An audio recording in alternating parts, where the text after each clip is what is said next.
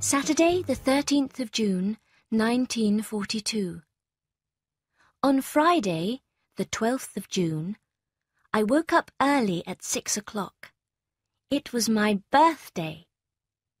I'm not allowed to get up then, so I had to wait until 6:45.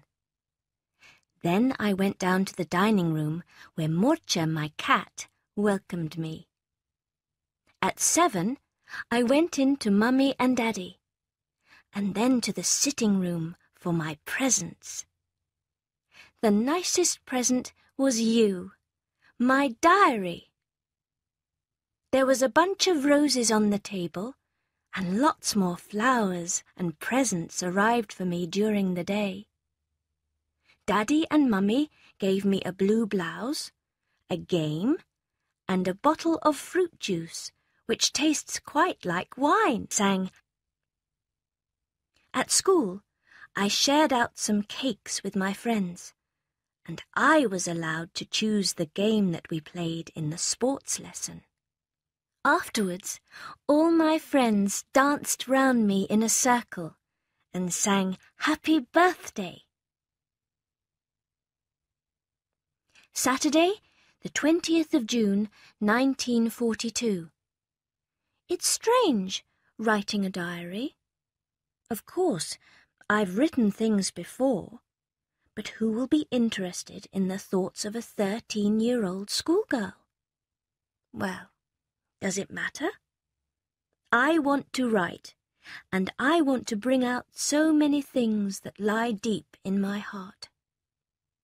I need a diary because I haven't got a friend. You won't believe that I am completely alone in the world, and I'm not. I have loving parents and a 16-year-old sister, a good home, and about 30 people that I can call friends. There are plenty of boys who are interested in me too.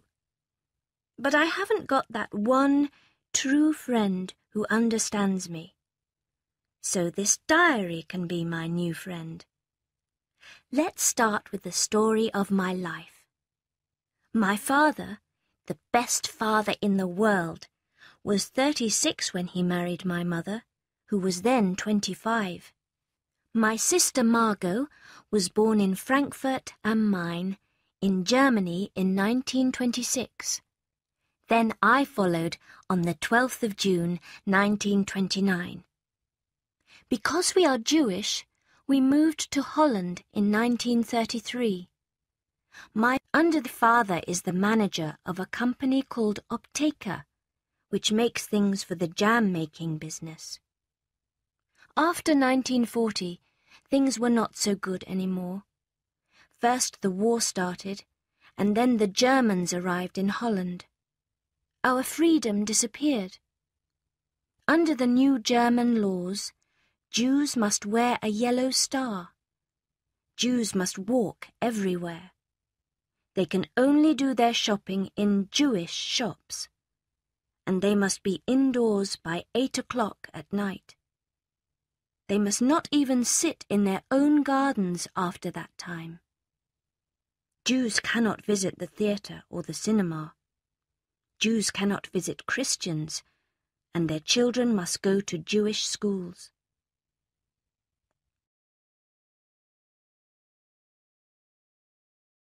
Sunday, the 21st of June, 1942. Everyone at school is waiting to hear what happens next. Who will move up a class and who will stay down? We're all trying to guess. I think my girlfriends and I will be okay, though we'll have to wait patiently to find out. Most of my teachers like me, but old Mr. Casing gets angry with me because I often talk too much. He made me do some extra homework and write about someone who talks too much. Wednesday, the 24th of June, 1942. It is so hot. Yesterday, I had to walk to the dentist's from school in our lunch hour. I wish that we could go on a bus or a train, but of course us Jews are not allowed to do that. It was so far that I nearly fell asleep afterwards in the afternoon. They were kind at the dentist's, though, and gave me something to drink. I wish I didn't have to go to school. I'm glad it's nearly the summer holidays. One more week and our suffering will be over. But something amusing happened too yesterday. A boy called Hello Silberberg asked me to walk to school with him. Hello is 16 and tells lots of funny stories. He was waiting for me again this morning. Wednesday, the 1st of July, 1942. I haven't had time to write until today. Hello and I know each other quite well now. His parents are in Belgium. He came to Holland alone and is living with his grandmother. He had a girlfriend called Ursula, but now that he's met me, he's not interested in her anymore. I know her too. She's very sweet and very boring. Hello came over on Sunday evening. He told me that his grandmother doesn't like our meetings. But on Wednesday nights, his grandmother thinks that he goes to woodwork lessons. He doesn't, so he'll be free to meet me. And he said that he wants to see me on Saturdays and Sundays too. But if your grandmother doesn't want you to meet me, you shouldn't do it behind her back. Everything's allowed in love and war. Hello visited us yesterday to meet my father and mother. We had a big tea and went out for a walk together later. It was 8:10 when he brought me home. Father was very angry because it is so dangerous to be out after 8 o'clock. I promised to come home by 10 to 8 in future.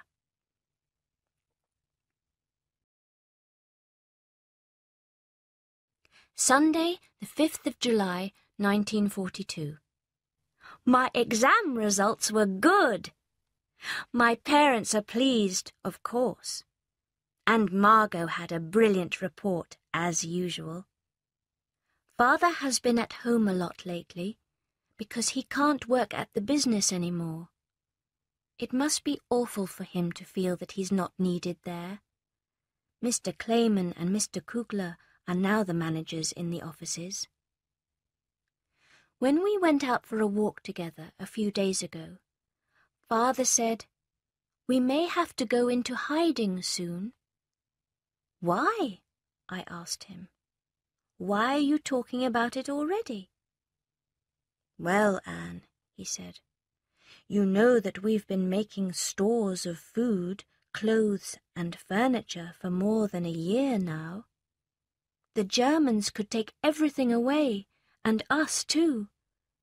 He was very serious. "But when will we go?" "Don't worry. We'll arrange everything. Just enjoy yourself while you can." Wednesday, the 8th of July, 1942. It seems like years since Sunday morning. So much has happened. The whole world has turned upside down. But I'm alive, and that's the most important thing. On Sunday afternoon, we heard that the Germans were going to take Father away. We know what that means, to a concentration camp. Mother's gone to ask Mr. Van Daan about our hiding place, said Margot. Mr. Van Daan worked in the business with Daddy and is a good friend of his. Then Margot told me later that there was a mistake. The Germans had called her up, not Father. How can they take a girl of 16 away from her family like that? But she's not going. A hiding place. Where shall we hide? In the city? In the country? When? Where? How? These questions were in my mind, though I couldn't ask them. Margot and I started to pack. I packed the craziest things. This diary first, then handkerchiefs, school books, a comb, and some old letters.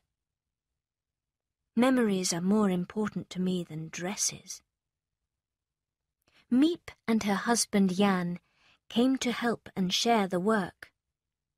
They carried some bags of clothes away for us. Miep and Jan work for Father's company, and they are our close friends.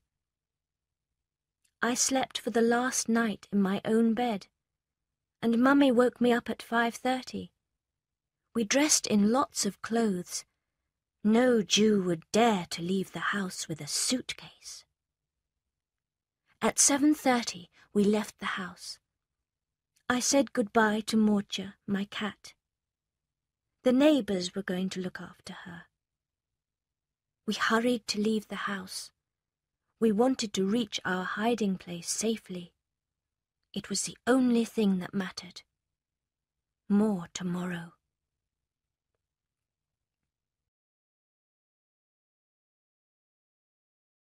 Thursday, the 9th of July, 1942. The hiding place is in Father's office building. On the bottom floor is the warehouse, and next to it an entrance to the office, which is upstairs. There are 2 offices, a front one which is big and light, and a small dark one at the back. Not many people work in Father's offices. Just Mr. Kugler, Mr. Kleiman, Miep, and a 23-year-old typist called Bep Voskuil. Mr. Voskuil, Bep's father, works in the warehouse with 2 helpers who don't know anything about us. From Mr. Kugler's office at the back, you go up another 4 stairs and you come to the private office, which is very fine and has good furniture. Up on the 3rd floor is our secret annex. There are some attics for storage on the left, and on the right is the door to our hiding place. It's surprising that there are so many rooms behind that small grey door. Margot and I share a small room, and Mother and Father's bedroom is also our sitting room. Up the stairs again is a big light room, which will be the kitchen, and Mr. and Mrs. Van Daan's bedroom. There is a very small room for Peter, their son, and another attic. So that's our lovely annex. Friday, the 10th of July, 1942. Possibly. Let me continue the story.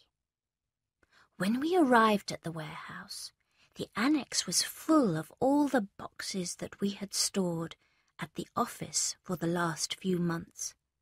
No one could possibly sleep there unless we cleared it up.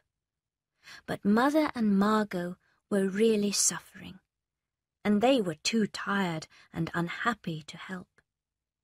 They just lay down on their beds, so Father and I did it all. We worked all day until we were so tired that we fell into bed too.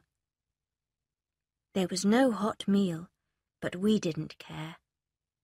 We worked all the next day too, which was Tuesday. Bep and Miep took our ration books to buy food. It was only on Wednesday that I had time to think about the enormous change in my life. Now I've got a moment to tell you all about it, to realize what has happened and what is still to happen.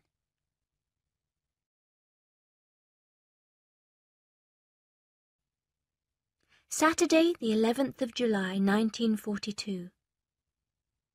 The others can't get used to the big clock outside, which tells the time every quarter of an hour. But I like it, especially at night. I don't feel at home here yet. I don't hate it, though. It is like a holiday in a strange little hotel.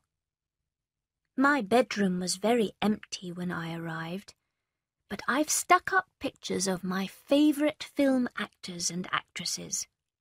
It's a lot better now. Margot and Mother are a bit better now too. Yesterday, Mother cooked some soup for the first time, but she went downstairs to talk and forgot all about it. The beans were burnt black, and we couldn't get them out of the pot. Last night, the four of us went down to the private office to listen to the news from the BBC in England on the radio. I was so frightened that I asked Father to take me back upstairs. I thought someone might hear it. We have to be very quiet at night. Friday, the 14th of August, 1942. I haven't written for a month now, but not much has happened. The Van Daans arrived a day early, on July the 13th. The Germans were calling up a lot of people, and they thought it was safer to come early. Peter, their son, is a shy boy of almost 16. I don't think he will be a very interesting friend. We all share our meals now, and after 3 days we began to feel like one big family. The Van Daans told us a lot of news. People think we are escaping to Switzerland, although one woman says that an army lorry took us away in the middle of the night. And another family say that they saw all four of us riding on our bikes early one morning. Friday, the 21st of August, 1942. Now our secret annex is really secret. Mr. Kugler has built a bookcase over our little entrance. It opens like a door. It's a beautiful day outside, nice and hot. We can still enjoy it, lying on a bed in the attic.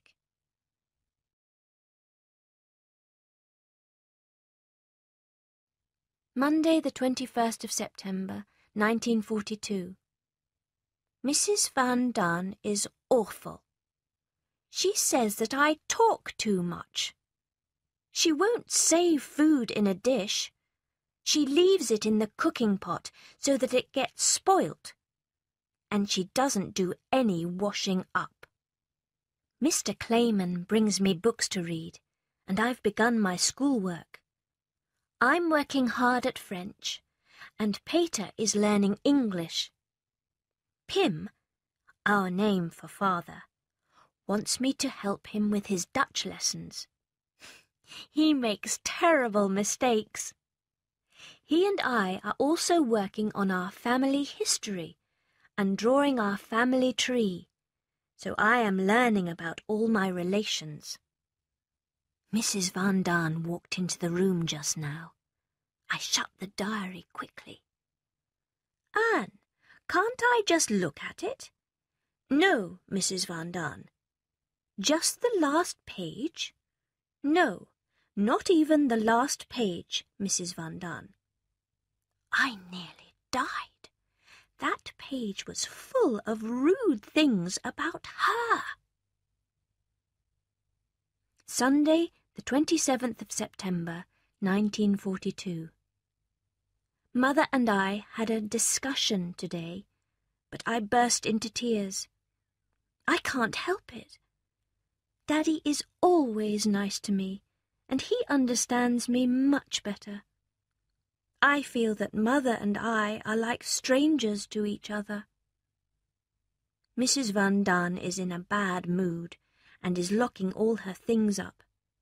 She thinks that I am spoilt and always says, "If Anne was my daughter." I'm glad that I'm not. Tuesday, the 29th of September, 1942. Try to imagine this. We haven't got a bathroom, so we all take our water away to wash in different places. Peter goes in the office kitchen, which has a glass door. Mr. Van Daan carries his hot water upstairs so that he can be private. Mrs. Van Daan hasn't had a bath yet. She can't decide which is the best place for it. Father goes into the private office and Mother into the kitchen. Margot and I share the front office. We close the curtains and wash ourselves there in the dark. On Wednesday, someone was doing repairs in the office downstairs. We couldn't use the toilet or use water all day.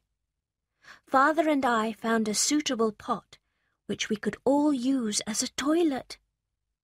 We had to sit still all day and not say a word. That was the most difficult thing for me.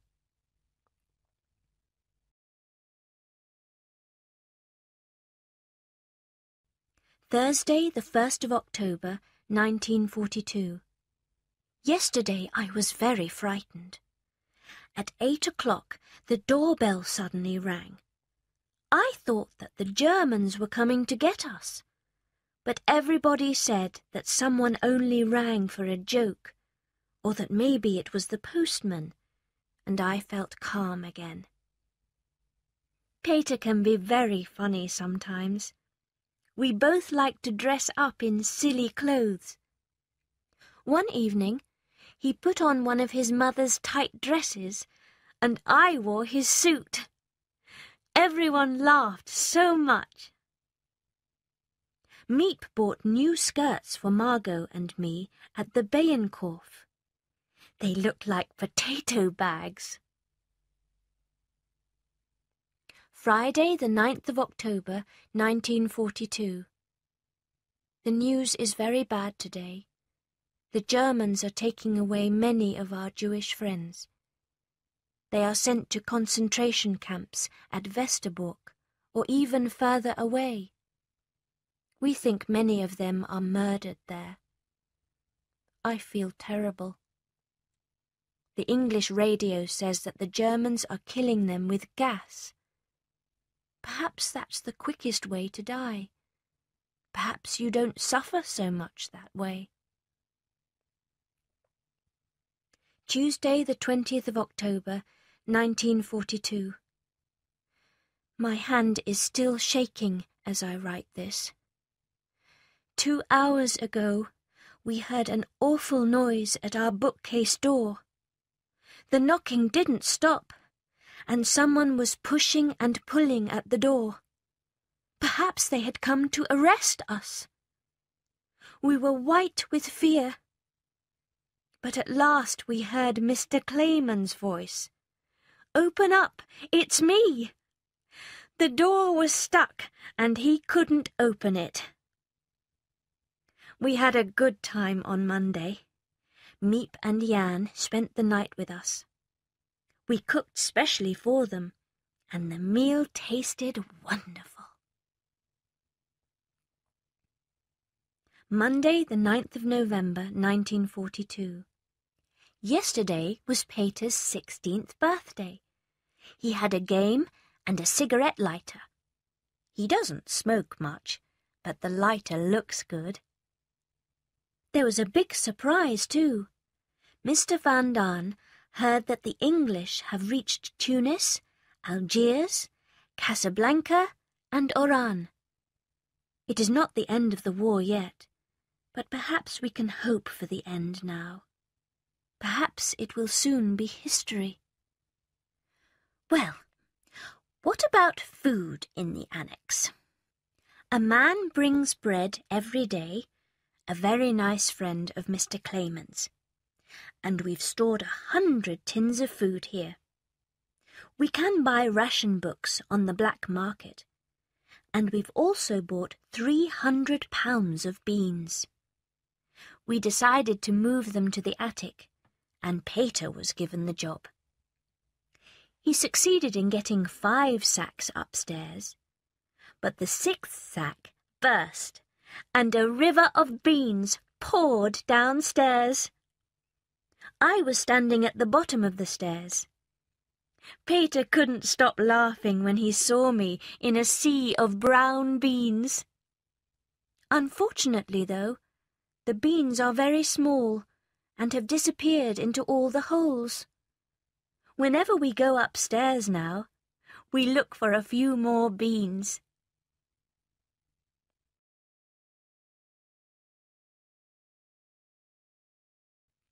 Tuesday, the 10th of November, 1942. Great news! Another person is coming to live here. 8 is no more difficult than 7, and it is so dangerous for Jews now. We have chosen a dentist called Alfred Dussel. He seems to be nice. Miep knows him, and she will help him to get here. He will have to sleep in my room, though, and Margot will have to move in with our parents. We'll ask him to fill the holes in our teeth. Tuesday, the 17th of November, 1942. Mr. Dussel has arrived. Everything went smoothly. He came to the warehouse, and Miep asked him to take off his coat so that no one could see the yellow star. Then she brought him to the private office. He still had no idea where he was going or what was going to happen. When she opened our bookcase door, he was so surprised. He thought we had left the country. We were waiting around the table, ready to welcome him with a drink. After lunch, he slept for a short time, put away his things, and joined us for tea. We gave him the list of rules for the secret annex that the Van Daans had written. Guide to the Secret Annex for Jews and other people without homes. Open all year round. Near to the centre of Amsterdam, but in a quiet street with trees. Price? Free. Food? Low fat. Water? In the bathroom. Sorry, no fixed bath. And also on some of the walls. Space for storing things? Plenty. Private radio? For all guests after 6 p.m. But you must never listen to the news on German radio stations, only music. Rest hours? From 10 p.m. to 7:30 a.m. 10:15 a.m. on Sundays. This is for your safety. The management may also ask you to rest at other times too. Use of language. Speak softly at all times and not in German. Exercise. Every day. Lessons. Offered in English, French, and other subjects. Singing. Only softly and after 6 p.m. Mealtimes. Breakfast 9 a.m. 11:30 a.m. on Sundays and holidays. Lunch, a light meal from 1:15 p.m. to 1:45 p.m. Dinner, sometimes a hot meal, sometimes not. The time of dinner changes because of radio news broadcasts. Bath. The movable bath can be used by all guests after 9 a.m. on Sundays. You may take your bath in the bathroom, kitchen, private office, or front office. The end.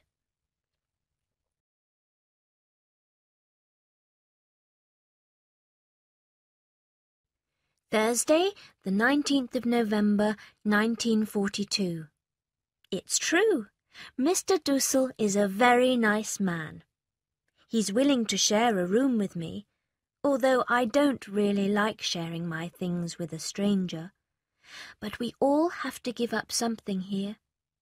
If we can save just one of our friends, we will be doing something to help, says Father. He's right. Mr. Dussel has told us a lot about the outside world. The news is terrible.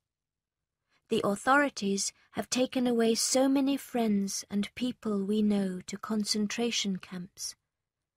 Army cars go round the streets day and night to arrest people.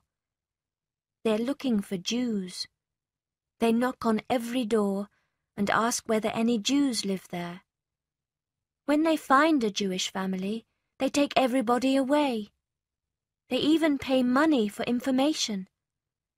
In the evenings when it's dark, I often see long lines of innocent people walking on and on. Sick people, old people, children, babies, all walking to their deaths. We are very lucky here. I feel bad sleeping in a warm bed when our dearest friends are suffering so badly, and only because they are Jews. Saturday, the 28th of November, 1942. Mr. Dussel complains about me all the time, and they said that he liked children. He complains to Mother, and then she is angry with me too. I think about it all in bed at night. Am I so bad? I either laugh or cry, then I fall asleep, wanting to be different. It's very confusing. Tuesday, the 22nd of December, 1942. The Annex was delighted to hear that we are all getting an extra £1/4 pound of butter for Christmas. We are each going to cook something with butter. Mr. Dussel says, "Quiet, quiet," to me all night, even if I just turn over in bed. But he gets up early on Sundays and puts on the light to do his exercises. Yes, we all have to be very sensible here and not get angry. But I would love to lock the door or hide his clothes or do something not at all sensible.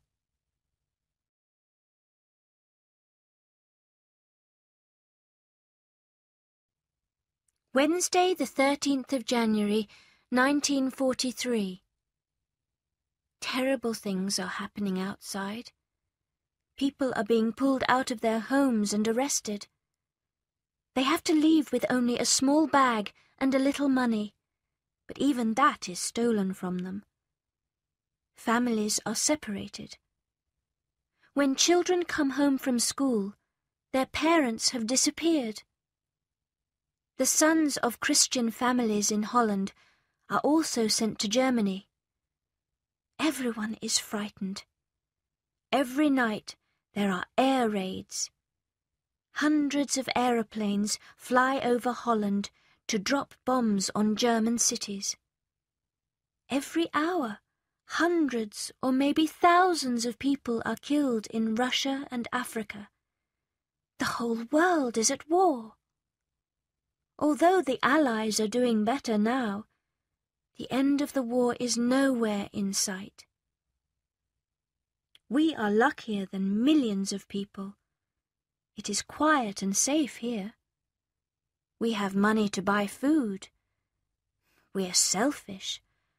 We talk about after the war, and we look forward to new clothes and shoes. But we should save our money to share with others later. The children round here only have thin shirts and wooden shoes, no coats or socks. There is no one to help them. They are always hungry and ask people on the streets for bread.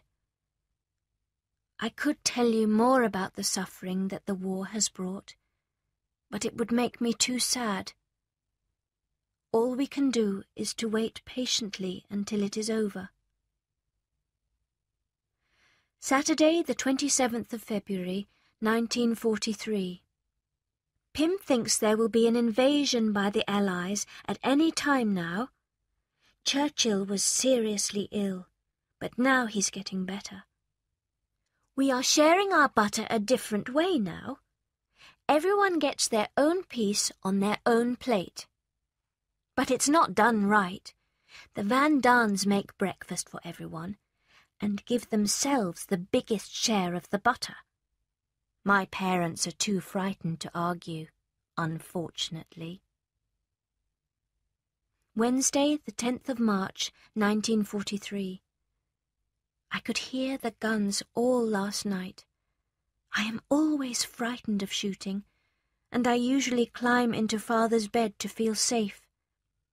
The guns are really loud, and you can't hear your own voice. One night, there were strange noises inside the annex. Peter went up to the attic and found, guess what? An army of enormous rats!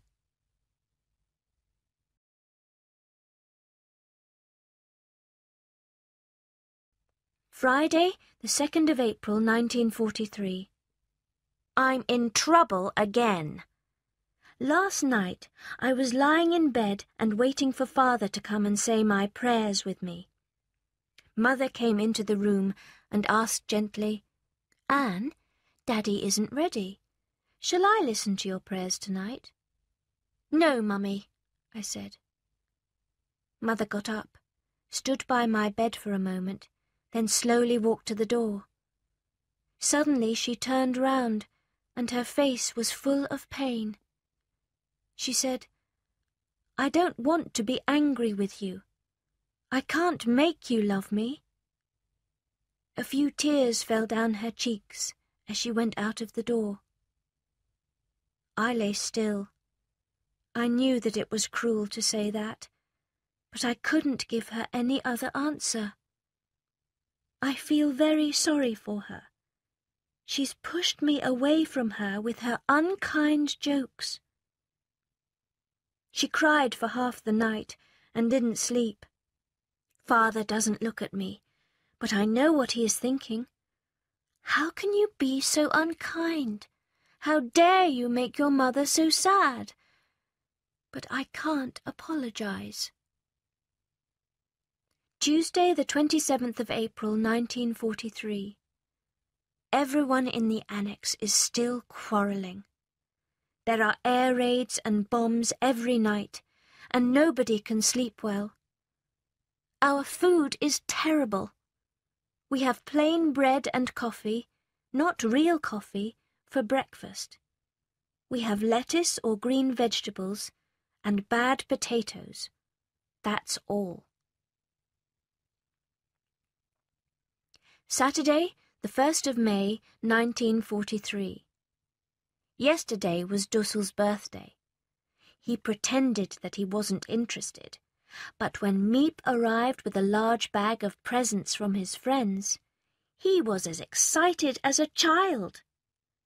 He had chocolate, eggs, butter, oranges, and books. He arranged them on the table and left them there for 3 days, the silly old fool. He already has plenty of food. We found bread, cheese, jam, and eggs in his cupboard. He hasn't given us anything, but we've shared everything with him. Sunday, the 13th of June, 1943. Father wrote something for my birthday. It's very funny. It's about me and my hard life in the annex, under the authority of parents who are always telling me what to do. I had some lovely presents too, especially a big book of Greek and Roman stories, and sweets from everyone. People gave me some from the last of their stores. Tuesday, the 15th of June, 1943. Next month we have to give back our radio to the authorities. It's an official rule, and all over the country people are trying to find an old radio to give in so that they can keep their real radios in secret. It's a shame that we have to give in our beautiful big radio. But Mr. Clayman will give us a baby radio, which he has hidden at home. We'll put it upstairs. It's not allowed, of course, but we're not allowed to be here either. Our radio with its wonderful voice really helps us. We tell ourselves, let's try to be brave and cheerful. Things must get better.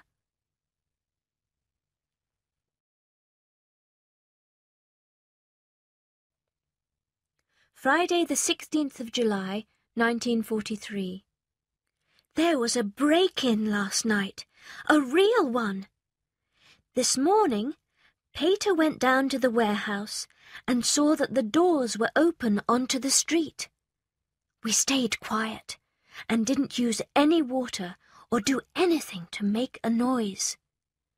We waited until 11:30, when Mr. Clayman came upstairs. He told us that burglars had broken in and stolen some money. Luckily, they didn't find much, so they soon went next door to look there. The Allies are arriving in Sicily. Monday, the 19th of July, 1943. A lot of bombs fell on North Amsterdam on Sunday. Whole streets went in the raid, and they can't even dig out all the bodies yet. They've already counted 200 people dead, and many more are hurt. The hospitals are full. Monday, 26th of July, 1943. There was a terrible bombing raid yesterday. It started at about 2:30 in the afternoon. Margot and I were upstairs, but the guns were so loud that we went down again. The house shook, and the bombs kept on falling. I was holding my escape bag, but walking on the streets is as dangerous as an air raid on the annex. I know that I can't really leave. After half an hour, the planes flew away, and the smell of fire was everywhere. There was thick smoke over the city, like fog. Later, after dinner, there was another raid. The bombs came down again like rain, and we heard from British reports that Schiphol Airport was bombed. We could hear the noise of the planes all the time, and we were very frightened. My legs were still shaking when I lay in bed that night. At midnight, more planes. I ran to Father's bed and did not fall asleep in my own bed until 2:30. But at 7 o'clock in the morning, we heard some wonderful news about Italy. Mussolini has gone, and the King of Italy is leading the government there now. Tuesday, the 3rd of August, 1943. We just had a third air raid. I am trying to be brave. Mrs. Van Daan used to say, "Let them fall." Now she is the most cowardly of us all. She was shaking like a leaf this morning, and even burst into tears. Our bodies are very stiff now. We stopped our exercise program a long time ago. Friday, the 10th of September, 1943. Every time I write to you, something special has happened. Usually it's unpleasant, but this time it's wonderful. The news was broadcast that Italy is out of the war. The British are now in Naples. The Germans are in North Italy. But there is some very bad news too. Mr. Clayman is going to have a very difficult operation on his stomach, and he'll have to stay in hospital for at least 4 weeks. He's so brave. He's always cheerful and smiling, although he's usually in pain.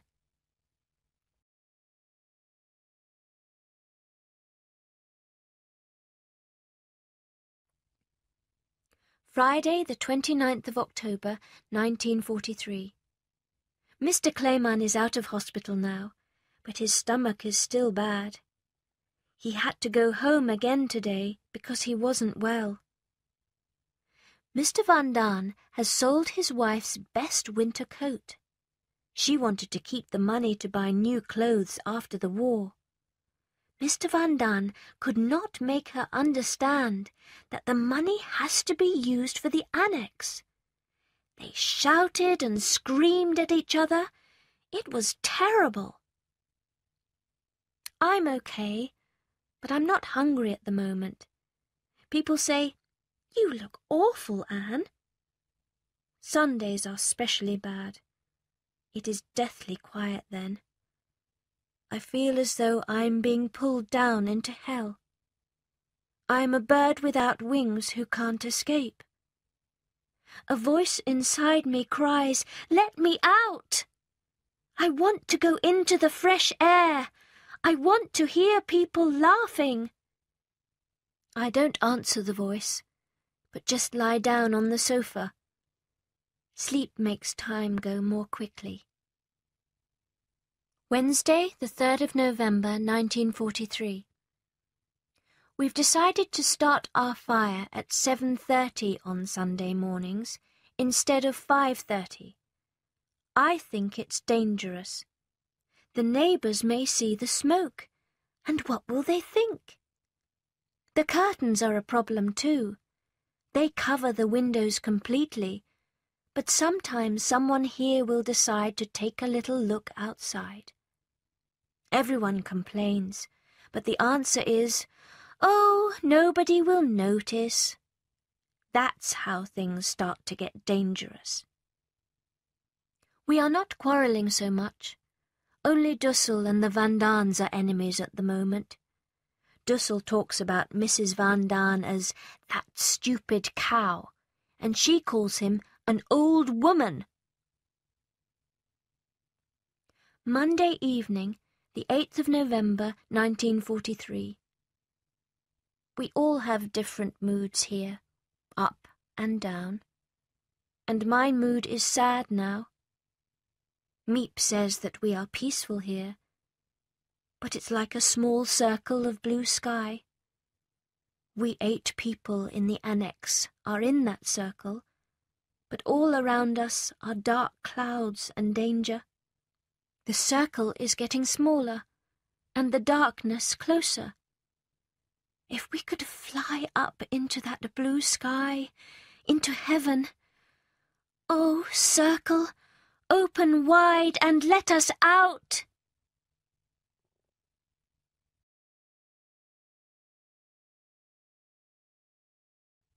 Sunday, the 2nd of January, 1944. This morning I read through some of the old pages in my diary. I was very ashamed when I saw what I had written about Mother. Why did I feel so angry then? Why did I hate her so much? It was true that she didn't understand me, but I didn't understand her either. I'm older and wiser now, and Mother is not so nervous. We try not to quarrel with each other, but I can't love her like a child any more. Thursday, the 6th of January, 1944. I realised what's wrong with Mother. She says that she sees us more as her friends, not her daughters. That's nice, but a friend is not the same as a mother. I think the changes in my body are wonderful. Whenever I have my period, 3 times now, it's like a sweet secret inside me. There is pain and mess, but I look forward to it again. I need a friend, and I'm going to try Peter. I want badly to talk to someone. I had a chance to talk to him yesterday. I looked into his dark blue eyes, and it gave me a wonderful feeling. That night in bed, I cried and cried. Must I ask Peter to be my friend, I don't love him, but I do need him. If the Van Daans had a daughter, it would be just the same with her. So I've decided to visit Peter more often and to make him talk to me. Wednesday, the 12th of January, 1944. I'm crazy about dance at the moment. I practice my steps every evening, and I've made myself a modern dance dress from Mother's clothes. I tried to turn my tennis shoes into dance shoes, but it didn't work. All the exercise is helping. I'm not nearly so stiff now.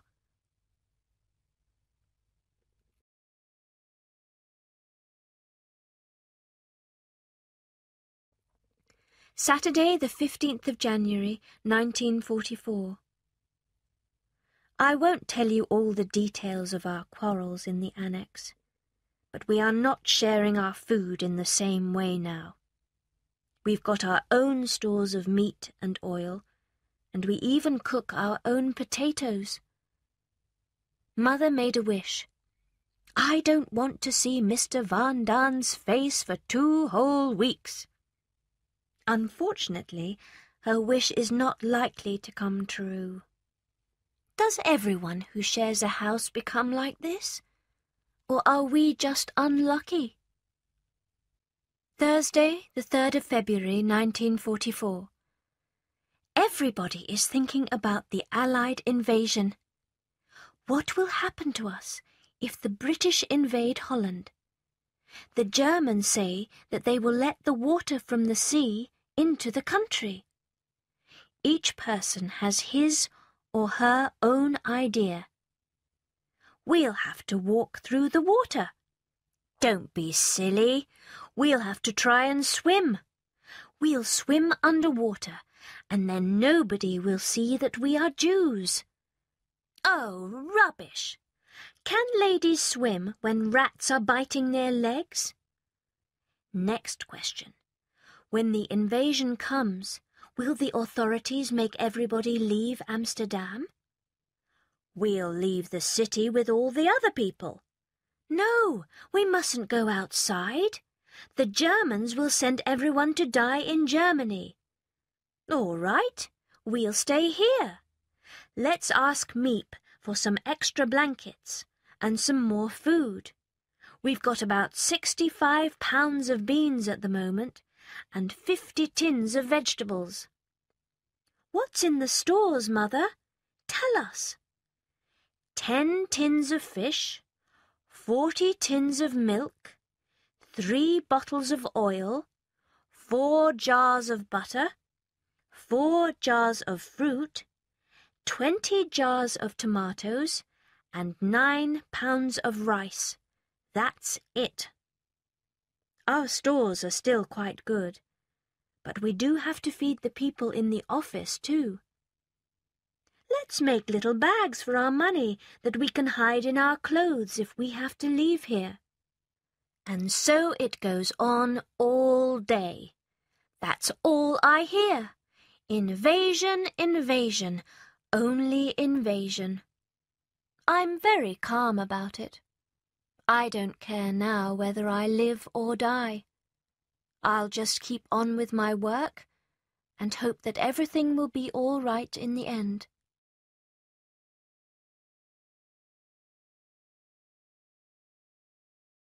Wednesday, the 16th of February, 1944. I had to go up into the attic, through Peter's room, to get some potatoes today. When I was going up the stairs, he stood up and took my arm. I'll go, he said, but I told him that it wasn't necessary. On my way down, I asked him, "What are you studying?" "French," he replied. I asked if I could look at his lessons. Then I sat down on the sofa and began to explain some French to him. We went on talking pleasantly about other things too, and finally he spoke about the picture of film actors on his wall. It's the one that I gave him, and he likes it very much. "Shall I give you a few more?" I asked him. "No," he replied. "I prefer this one. I look at it every day, and all the people in it have become my friends. Peter needs love too. That's why he holds Moushy the cat so tightly." Friday, the 18th of February, 1944. Whenever I go upstairs, it's always so that I can see him. I have something to look forward to now, and life here is better. Mother doesn't like me going up there. She says that I should leave Peter alone. She always looks at me oddly when I go to Peter's room. When I come down again, she asks me where I've been.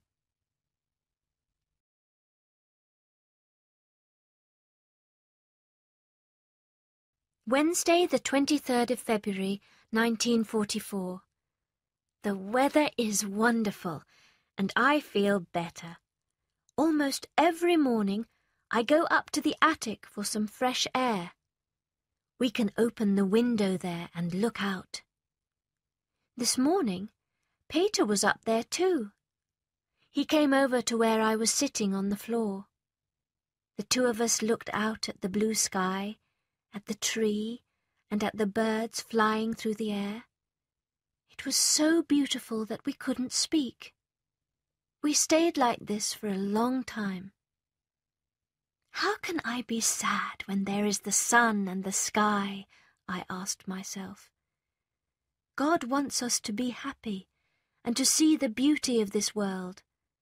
It will help us in all our troubles. Sunday, the 27th of February, 1944. I think about Peter from morning to night. I dream about him and see his face when I wake up. I feel that Peter and I are not really very different, although we seem to be on the outside.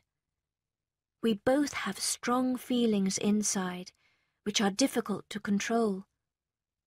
Neither of us feels that we have a mother. His mother isn't serious. Mine is interested in my life, but she doesn't understand me at all. Saturday, the 4th of March, 1944. This was the first Saturday for months that wasn't boring. It was because of Peter. I joined the French lesson that Father was giving him. I was in heaven, sitting on Father's chair close to Peter. Afterwards, we talked together until lunchtime. Whenever I leave the room after a meal, Peter says, if no one else can hear him, "Goodbye, Anne. I'll see you later." Oh, I'm so happy. Perhaps he does love me, and it's so good to talk to him. Friday, the 10th of March, 1944. We have more troubles now. Miep is ill, and Mr. Clayman is still away from work with his bad stomach. Bep is trying to do everything on her own. Last night, somebody knocked on the wall next door while we were having dinner. We were very nervous all evening. The police have taken Mr. M away. He's the man who sells us potatoes, butter, and jam on the black market. It's terrible for him, and also for us. He has 5 young children and another baby coming.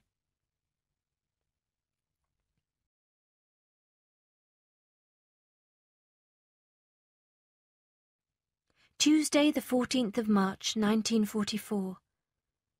I'm sitting at the Van Daan's table with a handkerchief over my mouth. Why? Let me start at the beginning. They've arrested the people who bring our ration tickets, so we don't have any fats or oils. Miep and Mr. Clayman are ill again, and Bep can't go shopping for us. The food is awful. Lunch today is potatoes and some very old vegetables out of bottles. They smell terrible, which is why I have the handkerchief. We've got to eat them too. I feel sick when I think about it. Half the potatoes have gone bad, and we have to throw them away. If life here was pleasant, the food would not matter so much. But it's the 4th year of the war, and we are all in bad moods. Saturday, the 18th of March, 1944. I've written so much about myself and my feelings, so why shouldn't I write about sex too? Parents are very strange about sex. They should tell their sons and daughters everything at the age of 12. But instead of that, they send them out of the room when anyone talks about sex. And the children have to try and find out everything by themselves. Then, later, the parents think that the children already know it all, but usually they don't. Soon after I was 11, they told me about periods. But I didn't know where the blood came from or what it was for. When I was 12 and a half, one of my friends told me some more. She told me what a man and a woman do together. Well, I had already guessed. I was quite proud of myself. She also told me that babies don't come out of their mothers' stomachs. Where everything goes in is where the baby comes out. Children hear about sex in bits and pieces, and that isn't right. Although it's Saturday, I'm not bored. I've been up in the attic with Peter. I sat there dreaming with my eyes closed, and it was wonderful.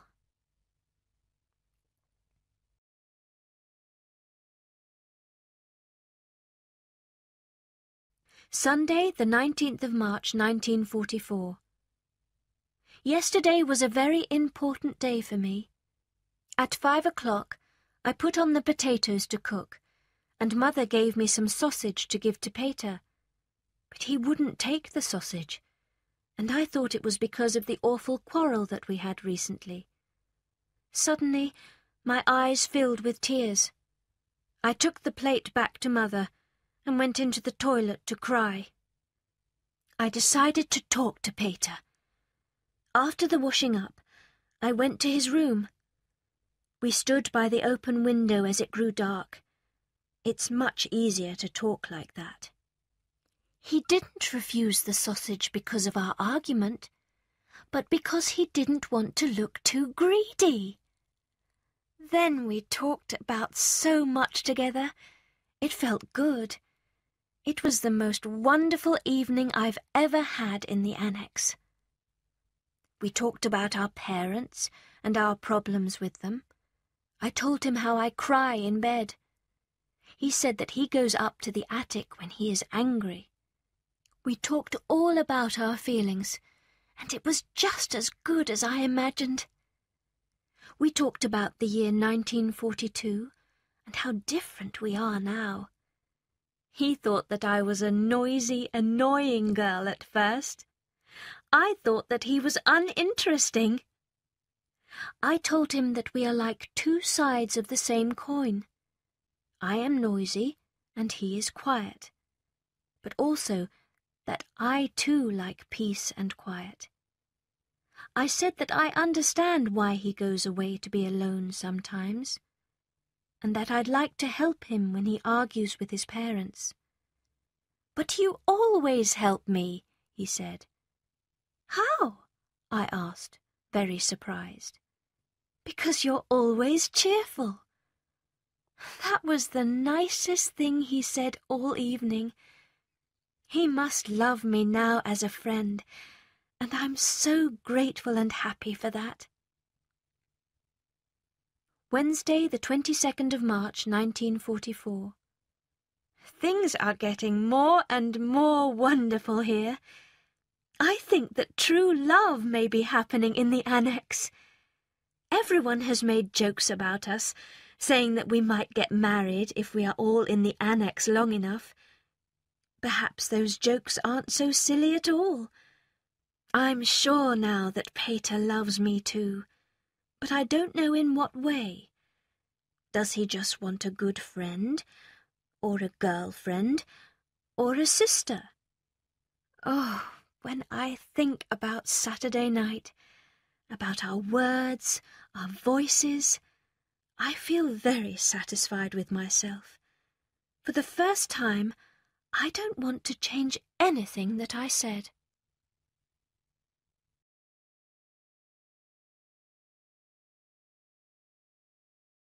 Thursday, the 23rd of March, 1944. Our black market ration book men are out of prison now, so things are better here. Yesterday, a plane crashed quite near us, on top of a school. Luckily, there were no children inside.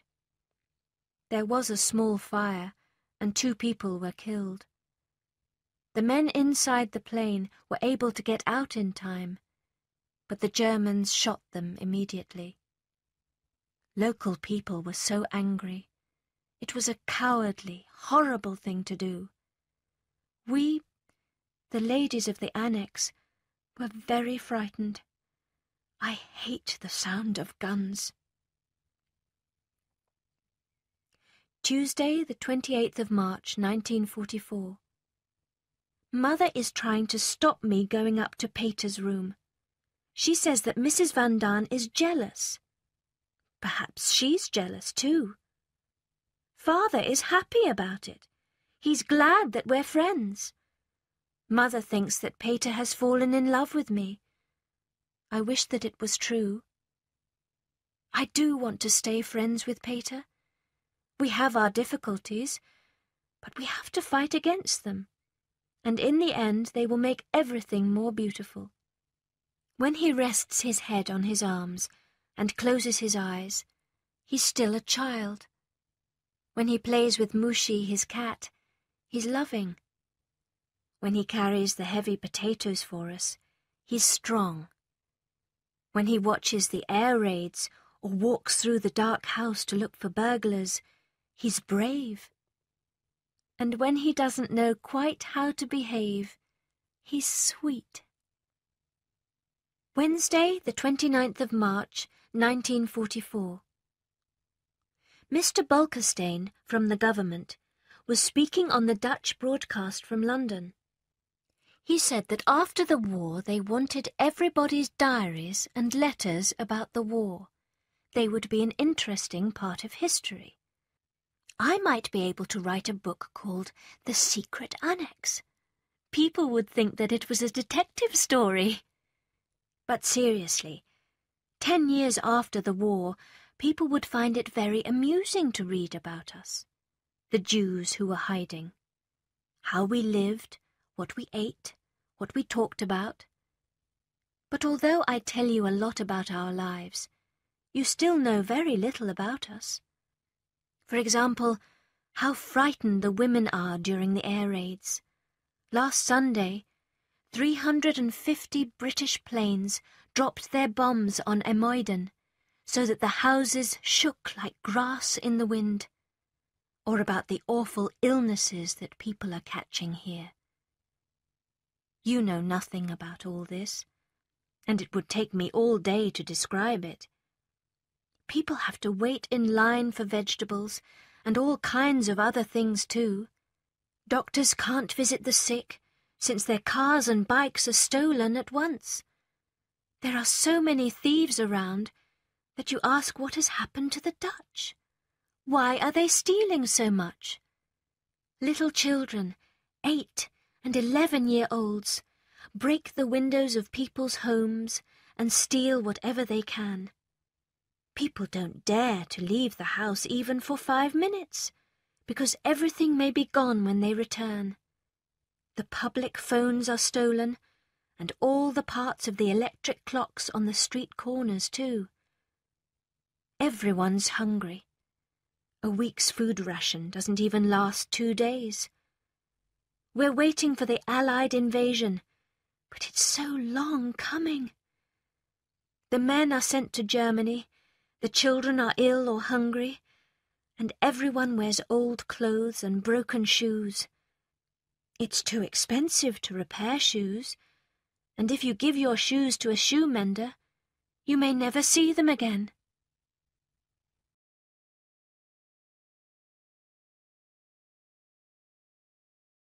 Friday, the 31st of March, 1944. Just imagine. It's still cold, but most people have had nothing to put on their fires for a month now. It sounds awful, doesn't it? But we are hopeful about the Russians, who are doing well. They've reached Poland now, and the Prut River in Romania. They're close to Odessa, too. The German army has invaded Hungary. 1 million Jews still live there. There is no hope for them now. Nothing special is happening here. Today is Mr. Van Daan's birthday. He received several presents and a cake. The cake wasn't perfect, because we can't buy the right things to make it with, but it tasted wonderful anyway. People are not saying so much about Peter and me now. We're very good friends.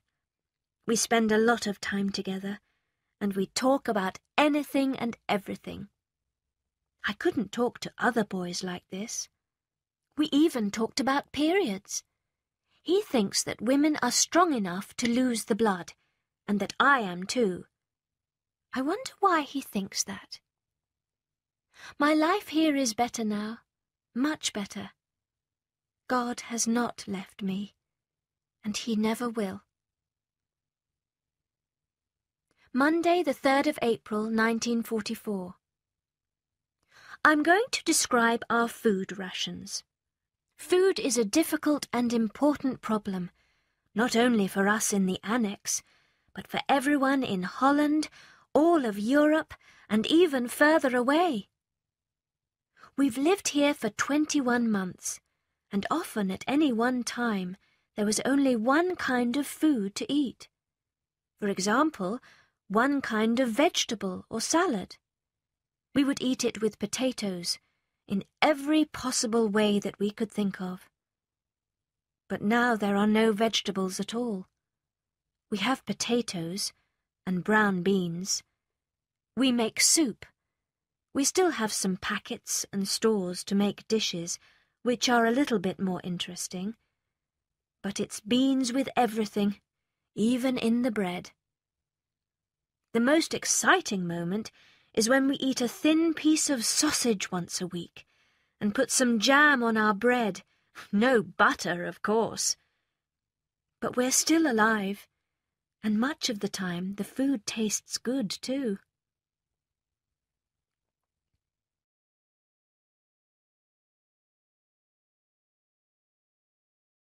Wednesday, the 5th of April, 1944.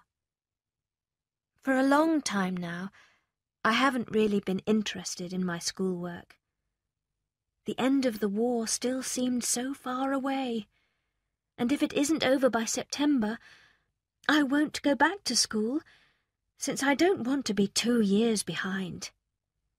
Peter filled my days, nothing but Peter, nothing but dreams and thoughts, until Saturday night when I felt terrible. I sat on the floor in my nightdress and said my prayers. Then I just lay down on the floor and cried. But I knew I had to fight against it, and finally, when I climbed back into bed at 10 o'clock, the suffering was over. And now it's really over. I've realized that I must do my schoolwork. I want to make something of my life. I want to be a journalist. I know I can write. A few of my stories are good. A lot of my diary is alive and amusing, but I don't know yet if I can be a really good writer. But then if I can't write books or for newspapers, I can always write for myself. I don't want to live like Mother, Mrs. Van Daan, and all the other women who simply do their work and are then forgotten. I need more than just a husband and children. I want to be useful and to bring enjoyment to all people, even those that I've never met. I want to go on living after my death. I'm grateful to God for my writing, so I'll go on trying, and everything will be all right, because I'm not going to give up.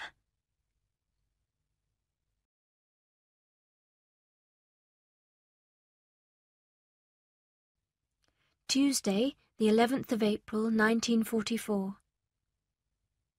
I don't know where to start. So much has happened. Thursday, when I wrote to you, everything was as usual. Friday and Saturday too. Then on Sunday evening at 9:30, Peter knocked at our door. He asked Father to come upstairs and help him with some English words, but I didn't believe him. "That's strange," I said to Margot. "I think we've got burglars." I was right. They were breaking into the warehouse at that moment. Father, Mr. Van Daan, and Peter went downstairs as quickly as possible. Margot, Mother, Mrs. Van Daan, and I waited. 4 frightened women need to talk, so that's what we did. Then we heard a loud noise, but nobody came back until 10 o'clock. Father looked quite white when he came into us. "Lights out and get upstairs quietly. The police will be here soon." The men went back downstairs, so we still didn't know what had happened. But 10 minutes later they were back. They told us that burglars broke down the warehouse door and that Mr. Van Daan had shouted, "Police!" They tried to put the door back, but the burglars kicked it down again. Then a man and a woman on the street shone a lamp in from the street. We later found out that this was Mr. Van Hoven, the man who brings us potatoes, and his wife. We waited and waited in the dark until after 11 o'clock. Then there was more noise downstairs, and finally someone tried to move the bookcase. We were so frightened. I thought the police were going to take us away. But then the person went away, and the house was quiet. We had to stay quiet all night too, and use a large tin for a toilet. We tried to sleep on the floor. "We should hide the radio," said Mrs. Van Daan. "If they find us, it doesn't matter if they find the radio too," answered Mr. Van Daan. "Then they'll find Anne's diary as well," said my father. "So we should burn it," suggested someone. "Oh, not my diary. If my diary goes, I go too." But fortunately, nothing was done.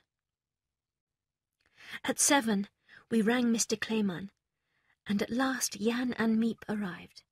They had to go off again to the police to inform them about the burglars.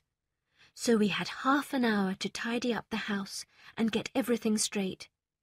It was an awful, smelly mess. We were in terrible danger that night. Just think, the police were by the bookcase, but they didn't find us. God was truly watching over us. "You have saved us. Please save us in the future." That's what our prayer is now. From now on, we must be more careful too. Dussel will do his work in the bathroom, and Peter will walk round the house between 8:30 and 9:30 every evening. Somebody noticed that Peter's window was open, so he must keep it shut now. It has reminded us that we are Jews, and that we must live like prisoners. We must forget our personal feelings and be brave and strong. One day this terrible war will be over. The time will come when we'll be people again, and not just Jews. Who has made us suffer like this? Who has separated us from all the other people? God has made us like this, but God will lift us up again. Perhaps afterwards, If there are any Jews left, our suffering will teach people something. Perhaps they will learn something about goodness, and this is why we have to suffer. We can never be just Dutch or just English. We will always be Jews as well. Be brave. There will be a way out. God has always looked after us. All through history, Jews have had to suffer. But there are still Jews, and the suffering has made us stronger. I thought that I was going to die that night. I waited for death like a soldier. But now that I'm still alive, I want to stay in Holland after the war. I love the Dutch. I love this country. I love the language. I want to work here. If God lets me live, I will do more than Mother ever did. I want my voice to be heard. I'll go out into the world and work for all human beings.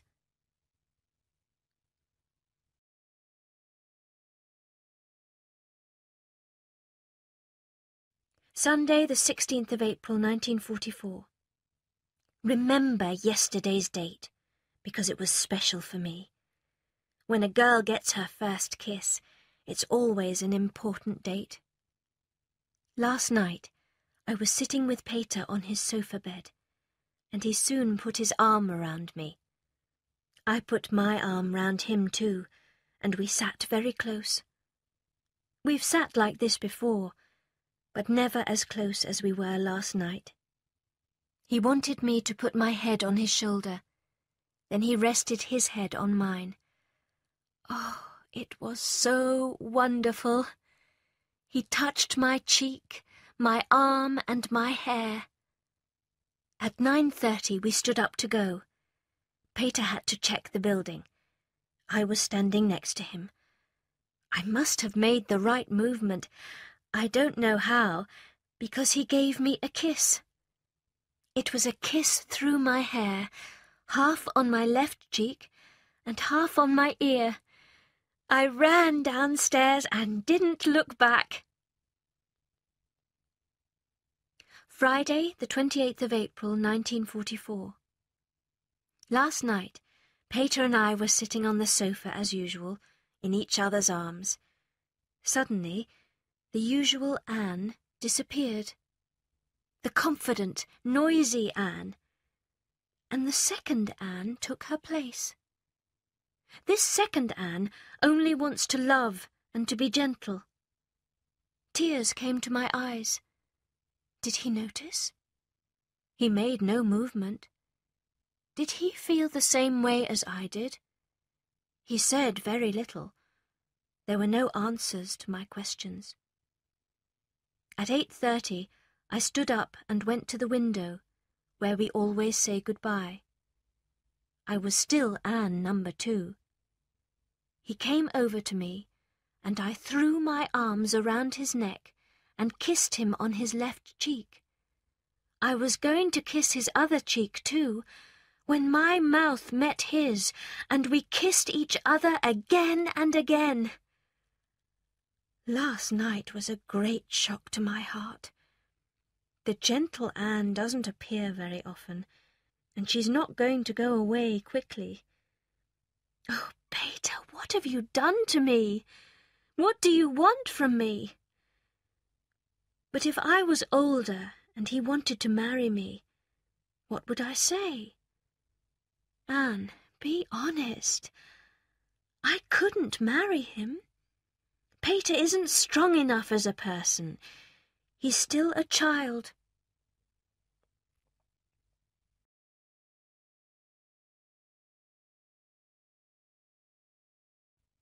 Tuesday, the 2nd of May, 1944. On Saturday night, I asked Peter whether I should tell Father about us. He thinks that I should. I was glad. It means that he's sensible. As soon as I came downstairs, I went with Father to get some water. While we were on the stairs, I said, "Father, when Peter and I are together, we don't exactly sit at opposite ends of the room. but you've probably guessed that. Do you think that's wrong?" Father paused for a moment, then answered, "No, I don't think it's wrong. But Anne, when you're living so close together as we do, you have to be careful." Later, on Sunday morning, he said more to me about it. "You must be the one to be careful. It's the man who always wants to go further. In the outside world, it's different. You're free. You see other boys and girls, and you can play sport and do a lot of different things. But here, you see each other every hour of the day. Be careful, Anne, and don't take it too seriously." Father says that I shouldn't go upstairs so often, but I still want to. Yes, I'm going. Wednesday, the 3rd of May, 1944. For the last 2 weeks, we've been eating lunch at 11:30 on Saturdays. From tomorrow, it'll be like that every day. That will be 1 meal less each day. It's still very hard to get vegetables. This afternoon we ate some bad cooked lettuce. Add some bad potatoes, and you have a meal fine enough for a king. I haven't had my period for more than 2 months, but it finally started last Sunday. Although it's a trouble and a mess, I'm glad. You can imagine we often say, "Why are there wars? Why, oh why can't people live together peacefully?" No one can give a really good answer.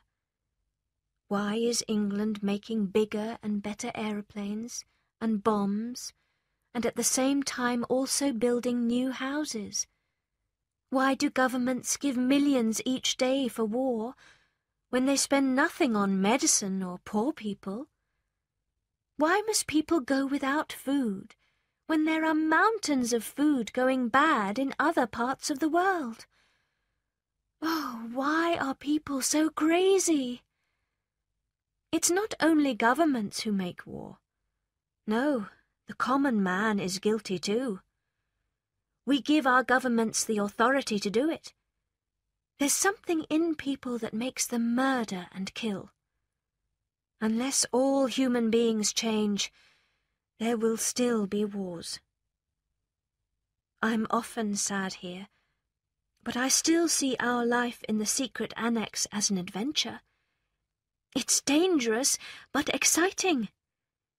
I've decided that I want to live a different kind of life, not like other girls, and that I won't be an ordinary housewife. Living here is an interesting beginning to my life, and that's why I laugh at the amusing side of it, even when it's dangerous. I'm young, and I'm strong, happy, and cheerful. I feel that I'm growing up more every day, and that the end of the war is not far away. Nature is still beautiful, and the people around me are good. Every day, I think what an interesting adventure this is. So why be sad or frightened?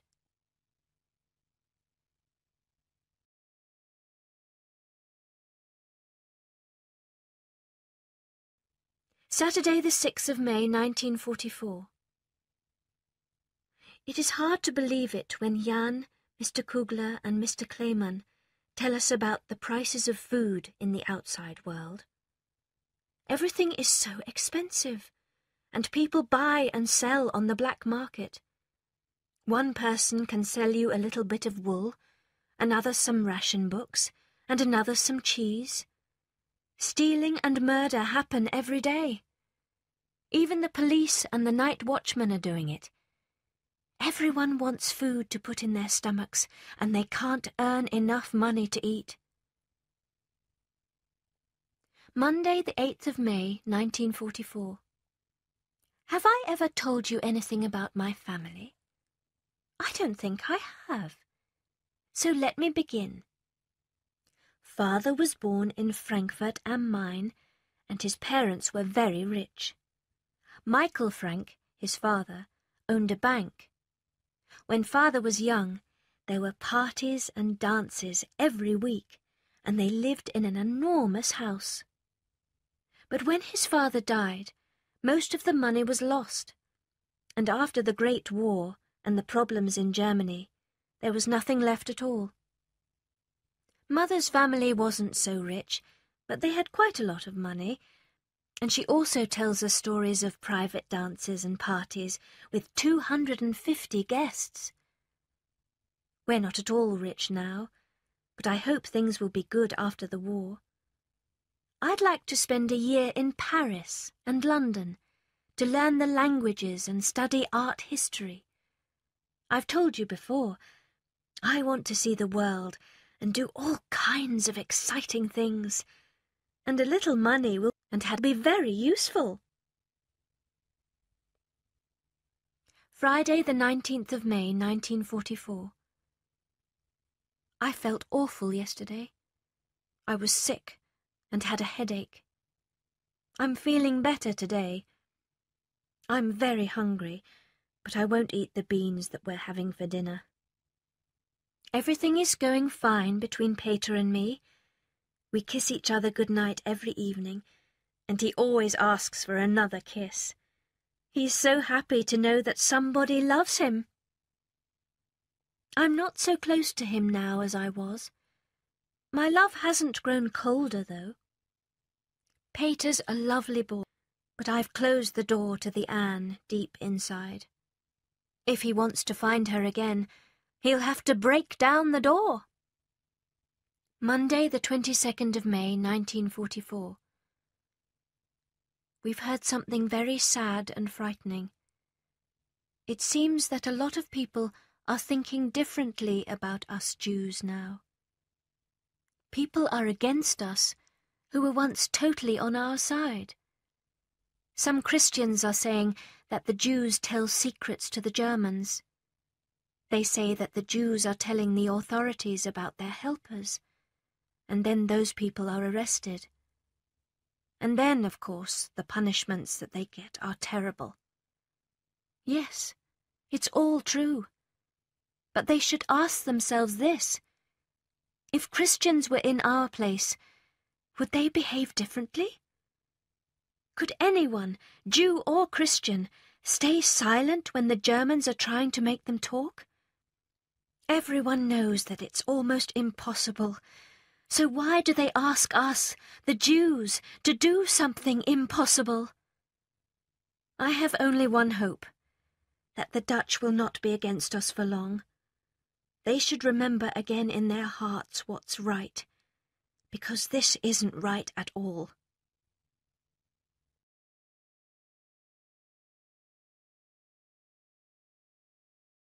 Thursday, the 25th of May, 1944.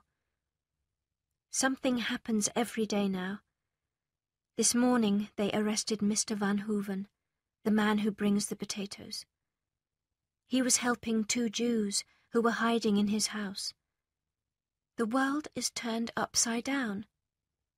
The best people are in concentration camps and prisons, while the worst decide to put them there.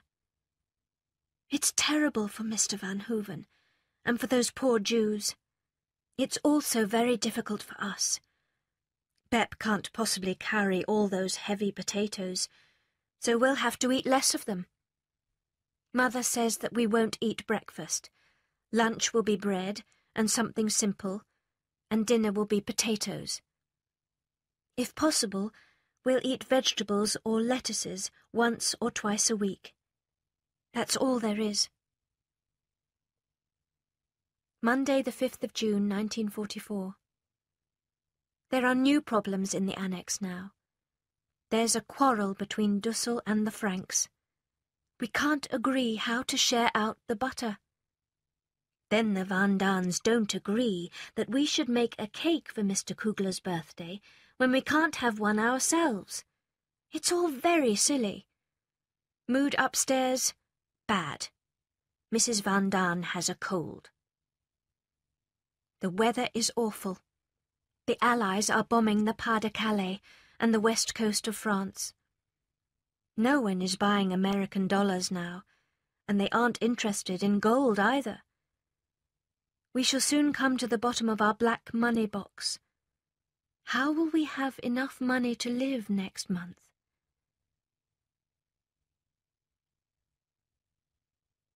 Tuesday, the 6th of June, 1944. This is D-Day, the BBC said on the radio at 12 o'clock. This is the day. The invasion has begun.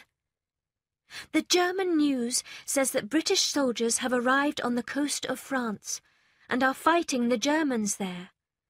At 1 o'clock, the BBC said that 11,000 planes are flying in to help the invasion. They're carrying soldiers or on bombing raids. 4,000 boats are arriving on the coast between Cherbourg and Le Havre. British and American armies are already fighting there. We can't believe it. Is this really the beginning of the end of the war? We've talked about it so much, but it still seems too good to be true. Will they win the war this year, in 1944? We don't know yet. But where there's hope, there's life. It makes us brave and strong again. Now that the invasion has started, I feel that friends are coming. Maybe, Margot says, I can even go back to school in September or October.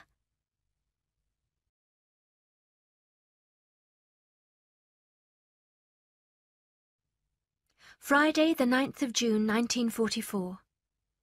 Great news of the invasion! The Allies have taken Bayeux, a village on the coast of France. They're now fighting for the town of Caen. Tuesday, the 13th of June, 1944. I've had another birthday, so now I'm 15. I had quite a few presents.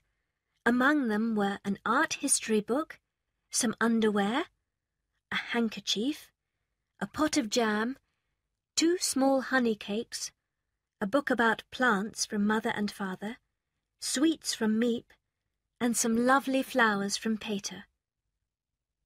The invasion is still going well, although the weather is terrible. Heavy rain, strong winds and rough seas.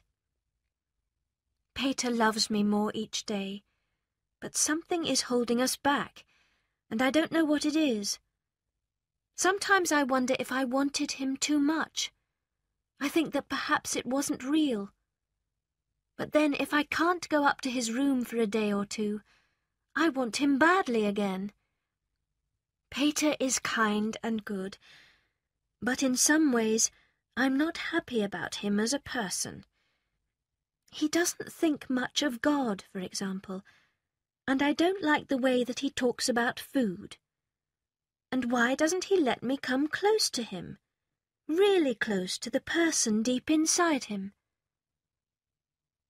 I haven't been outside for so long that everything in the natural world seems wonderful to me now. I remember a time when I didn't notice the blue sky, or the flowers, or hear the song of the birds. All that has changed. When I can, I try to watch the moon, or the dark, rainy sky through our windows. And when I look at the clouds, the moon and the stars, I really do feel calm and hopeful. It's the best medicine, and I am stronger afterwards. Unfortunately, I usually have to try and look through dusty curtains and very dirty windows. Tuesday, the 27th of June, 1944. The mood has changed, and everything outside is going very well. The Allies have won Cherbourg, Vitebsk, and Schloben. In the 3 weeks since D-Day, there have been rain and storms every day, but the British and the Americans have fought hard.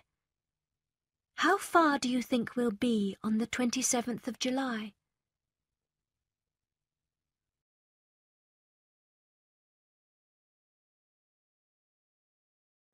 Saturday the 15th of July, 1944. I know that I won Peter as a friend, not the other way round. I was the one who tried to make it work, and I made a picture of him in my mind as a quiet, sweet boy who badly needed a loving friend. I needed someone to talk to say what was in my heart.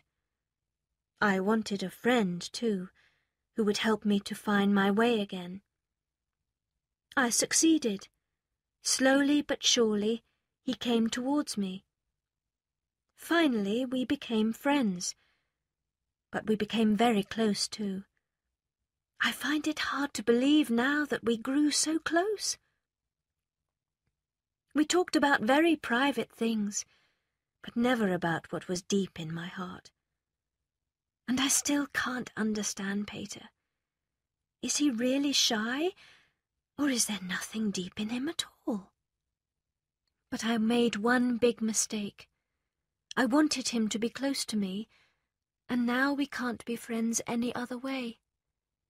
And he's holding on to me too tightly. I can't see how to change this now. Friday, the 21st of July, 1944.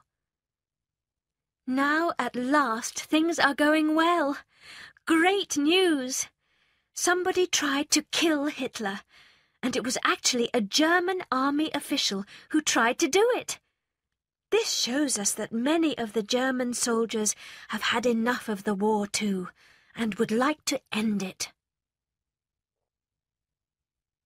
Tuesday, the 1st of August, 1944. I'm two people, really, as I've often told you. One side of me is cheerful and amusing, and enjoys a kiss or a rude joke. This is the Anne that people know, and they will be amused by me for an afternoon, but after that they've had enough of me for a month. No one knows the other side, the better side of Anne. It's deeper and finer, but the first Anne always shows herself, and won't let the second Anne out. I try, but it doesn't work. It's because I'm afraid that people will laugh at me. Of course, people laugh at me now. I'm used to it. But they laugh at the amusing, light-hearted Anne. She doesn't care, but the deeper Anne is too weak for that. If I make the good Anne come out even for 15 minutes, she won't speak, and allows Anne number 1 to talk. Then, before I realize it, she's disappeared again.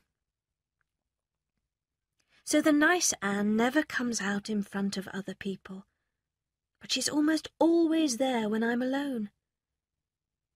I would like to change, and I'm trying hard, but it's difficult.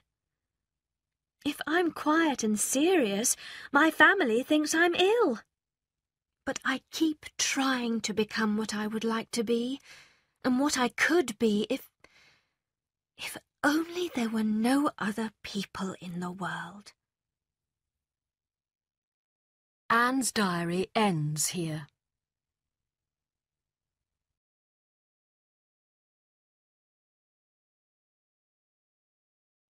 Afterword. On the morning of the 4th of August, 1944, a car arrived at 263 Prinsengracht, the address of the secret annex. German and Dutch police arrested the 8 people who were hiding in the annex. Somebody must have told the authorities that they were hiding there. They also arrested 2 of their helpers, Mr. Kugler and Mr. Kleeman. Miep and Bep were not arrested. The police took all the money and anything valuable that they could find in the annex. Miep later found Anne's diary in the building and kept it safely until after the war. The police took Kugler and Kleeman to a prison in Amsterdam. On the 11th of September 1944, they were sent to a concentration camp in Amersfoort, also in Holland. Because Kleeman was ill, he was allowed to go free on the 18th of September. He lived in Amsterdam until he died in 1959. Kugler later escaped, and he went to live in Canada, where he died in 1989. Bep's real name was Elizabeth Voskuil-Veek, and she died in Amsterdam in 1983. Miep Sandhushitz-Gies is still living in Amsterdam, but her husband, Jan, died in 1993. The 8 people from the annex were first taken to a prison in Amsterdam. Then they were sent to Auschwitz, the concentration camp in Poland.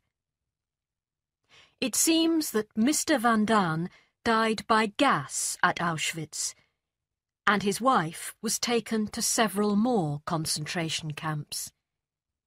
She died in a concentration camp, though nobody knows exactly how.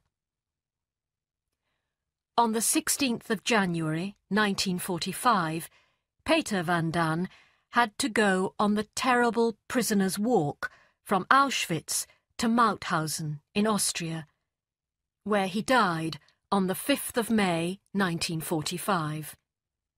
He died only 3 days before the Allies got to the camp. Albert Dussel died on the 20th of December 1944 in the Neuengamme concentration camp. Edith Frank, Anne's mother, died in the Auschwitz concentration camp on the 6th of January 1945, too tired and too hungry to live any longer. Margot and Anne Frank were taken from Auschwitz to the Bergen-Belsen concentration camp near Hanover in Germany. A terrible illness attacked the prisoners there. They both died in the winter of 1944 to 45. Anne must have died in late February or early March. All the bodies of the prisoners were thrown together. The British Army arrived at the camp on the 12th of April 1945. Otto Frank was the only one of the 8 still alive. After Russian soldiers reached Auschwitz, he was finally taken back to Amsterdam. In 1953, he moved to Switzerland, married again, and lived there until his death in 1980. He spent the rest of his life trying to share the message of his daughter's diary with the rest of the world.